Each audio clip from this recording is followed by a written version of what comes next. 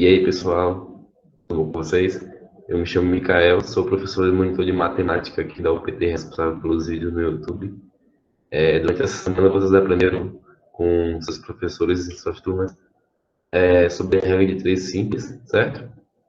E eu vou trazer uma abordagem aqui um pouco mais complexa um nível um pouco mais complexo da regra de três, que é a regra de três composta, certo? Vamos lá, espero que vocês entendam. No cantinho da tela você tem a informação como eu contar. Se vocês tiverem alguma dúvida ao final da aula, certo? Podem ficar à vontade. Vamos lá. A definição. Assim como uma regra de três simples, a regra de três composta é um método de resolver questões que envolvem proporção direta ou inversa, certo? Porém, na regra de três composta, ela é utilizada quando nos deparamos com mais de duas grandezas, certo? Vocês aprenderam durante essa semana que a regra de três simples, ela é utilizada para quando você tem a necessidade de você tratar proporções diretas ou inversas com duas grandezas. Nesse caso aqui agora vamos trabalhar, vamos entender como a gente calcula uma regra de três quando a gente tiver necessidade, questões assim, com mais de duas grandezas, no caso três, quatro grandezas, às vezes cinco, certo? Vamos lá.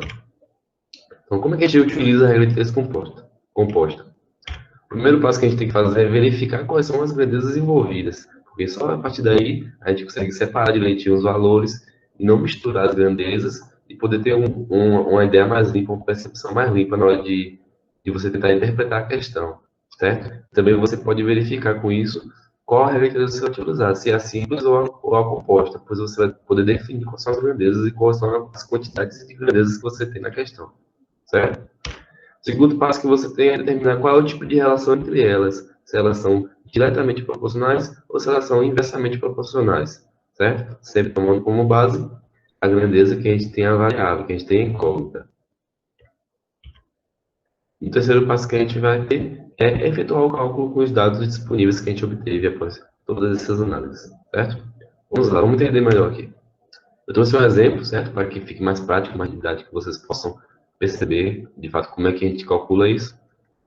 O exemplo diz assim: José e Pedro decidiram fazer uma viagem de férias para o litoral brasileiro.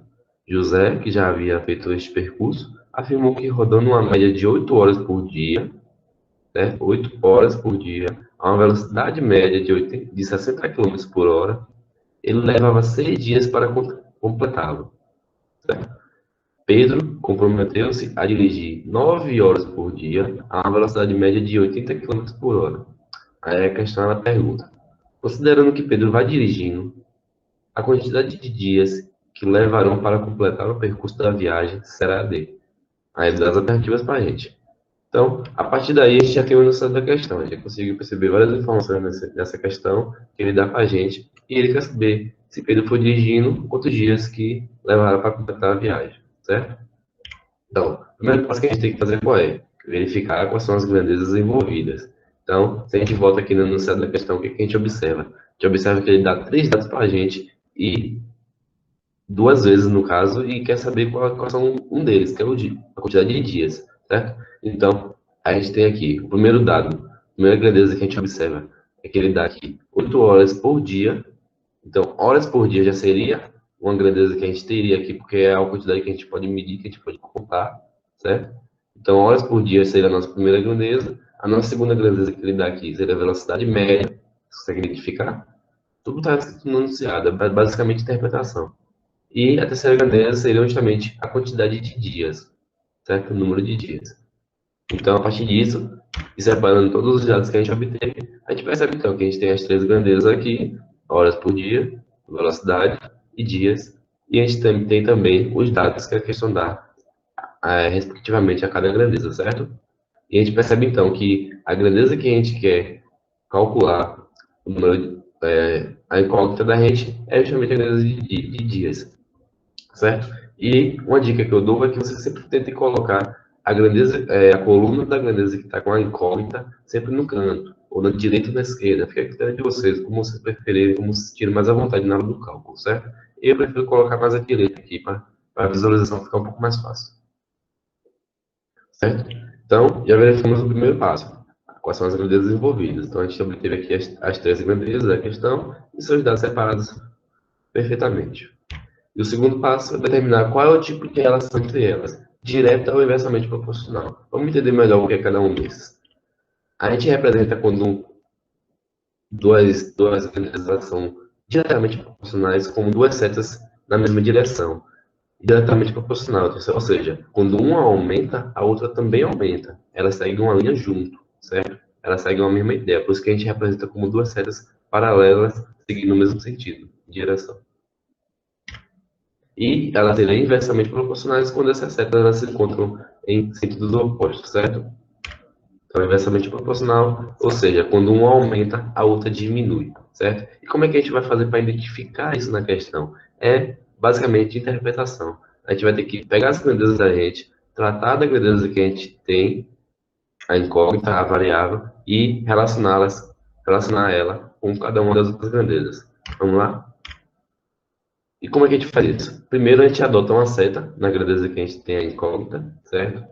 Essa seta pode ser tanto para cima quanto para baixo, isso fica a critério. Não vai interferir em nada, certo? Na hora de você entender como é que você vai se relacionar com as outras. Eu adoto para cima porque é um padrão já, para ficar de maneira geral, certo? Mas não interfere em nada. Você vai, porque essa é a grandeza, é a coluna da grandeza que você vai relacionar com as outras. Então você tem que adotar uma seta para cima ou para baixo para que você tenha uma referência, certo? Porque quando a gente vem cá na definição de diretamente ou inversamente proporcional, a gente percebe que a gente vai relacionar justamente isso, duas setas no mesmo sentido, duas setas em sentidos opostos. Então, aí a gente vai relacionar a grandeza de dias com a grandeza de horas por dia. Como é que a gente vai pensar nisso? Como é que a gente vai entender? Tipo, quanto mais tempo eu levo na viagem, quanto mais horas por dia uma pessoa, Pedro ou outro motorista leva viajando, menos dias ele vai ter de viagem, certo? Então, quanto maior o número de horas por dia, menor o número de viagens. Então, o que acontece? Um aumenta e o outro diminui. Então, eles são o quê? São inversamente proporcionais. Então, a gente representa a hora por dia com uma seta para baixo, justamente para poder a gente tentar visualizar a relação entre os dois, aqui a gente vê que eles estão em sentidos opostos, então eles são inversamente proporcionais, certo? Mesma coisa, a mesma análise a gente faz com velocidade e dias.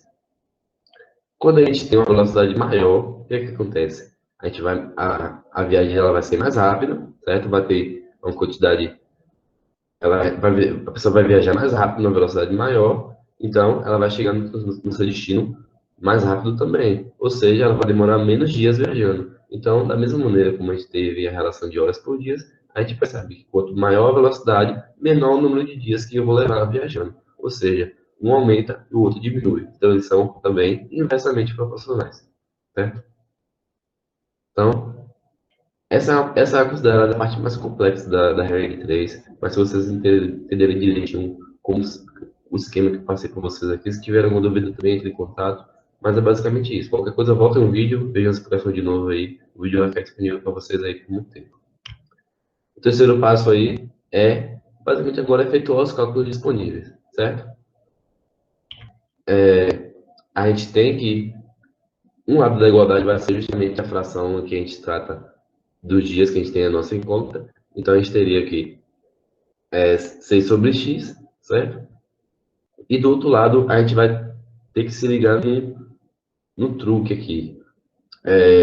Quando a gente tem que a relação da grandeza que a gente tem em conta e uma outra grandeza, elas são diretamente proporcionais, a gente mantém do jeito que está mostrando aí, que já aparece na coluna, certo? A gente manteria 60 sobre 80. Mas como eles são inversamente proporcionais, você inverte a ordem da fração. Então, como dias ela é inversamente proporcional à velocidade, então seria igual a 60 sobre, a 80 sobre 60, perdão.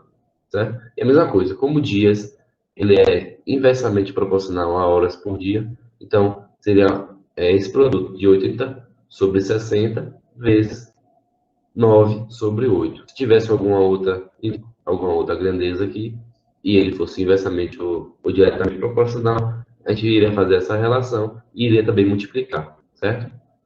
Então, como é que a gente ficaria aqui? A gente teria, então, 6 sobre x seria igual a 9 sobre 8, vezes 80 sobre 60. Resolvendo esses cálculos, a gente tem, então, que todo aquele produto ali de 9 vezes 80 dá 720, 8 sobre 60 é 480. Resolvendo esses valores, simplificando, fazendo todo o jogo de equação algébrico aí, a gente tem 720 vezes x é igual a 6 vezes 480. 6 vezes 480 a gente tem que dar 2.880. Jogando 720 como uma divisão para o outro lado para isolar o x, a gente tem então que x é igual a 4 dias, certo? Botando no enunciado, então a gente tem que a resposta correta é a letra D, certo, galera?